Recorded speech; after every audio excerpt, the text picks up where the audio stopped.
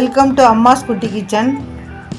இன்னைக்கு நம்ம என்ன பார்க்க போறோம்னா மேகி வச்சு வித்தியாசமான ஒரு டிஷ் பார்க்க போறோம்.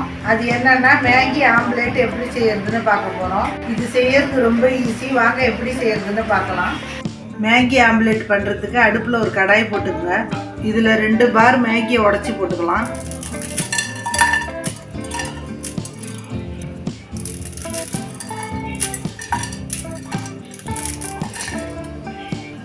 இது வேகிறதுக்காக ஒரு பெரிய கிளாஸ் தண்ணி ஊற்றிக்கலாம்.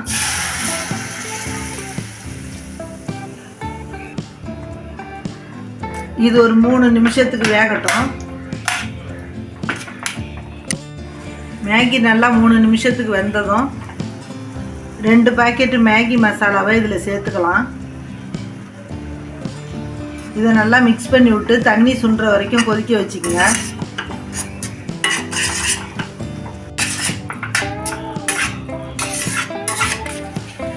பாருங்க, தண்ணியெல்லாம் வடிஞ்சு மேகியும் வெந்துருச்சு. இப்போ ஸ்டவ்வை ஆஃப் பண்ணிடலாம். இந்த மேகியை ஒரு மிக்சிங் பவுலில் போட்டுக்கலாம்.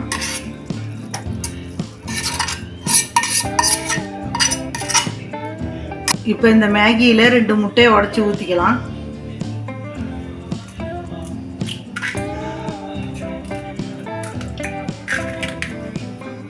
இது கூட பாதி வெங்காயத்தை பொடியாக கட் பண்ணி போட்டுக்கணும். கொஞ்சமாக கொத்தமல்லி தழை, 1 ஸ்பூன் சில்லி ஃப்ளேக்ஸ் போட்டுக்கலாம். இது உங்களுக்கு கடையிலையும் கிடைக்கும். இல்லைனாக்க மிக்சியில் 3 காஞ்ச மிளகாய் போட்டு அடித்து சேர்த்துக்குங்க. ஏற்கனவே மேகி மசாலாவில் உப்பு இருக்கும், அதனால் முட்டைக்கு மட்டும் உப்பு போட்டுக்குங்க. இது எல்லாத்தையும் நல்லா ஒன்றோடு ஒன்று மிக்ஸ் பண்ணி விட்டுக்கலாம்.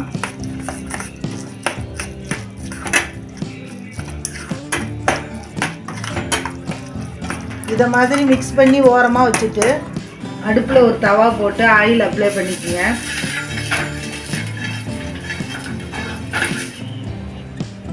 கல் சூடானதும் நம்ம மிக்ஸ் பண்ணி வச்சுருக்கிற மேகி ஆம்லேட்டை ஊற்றிக்கலாம்.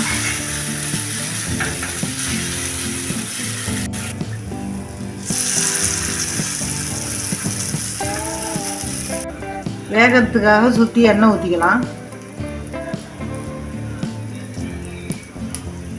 நீங்கள் இதை மாதிரி சின்னதாகவும் ஊற்றிக்கலாம், இல்லைன்னா பெருசாக ஊற்றி கட் பண்ணி யூஸ் பண்ணிக்கலாம். ஒரு பக்கம் வெந்ததும் திருப்பி போட்டுடலாம்.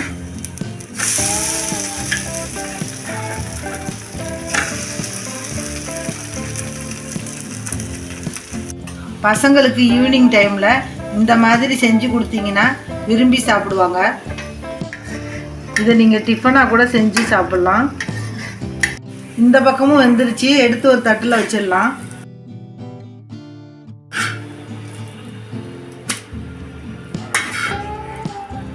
அவ்வளோதான், சுட சுட வித்தியாசமான மேகி ஆம்லேட் ரெடி ஆயிடுச்சு.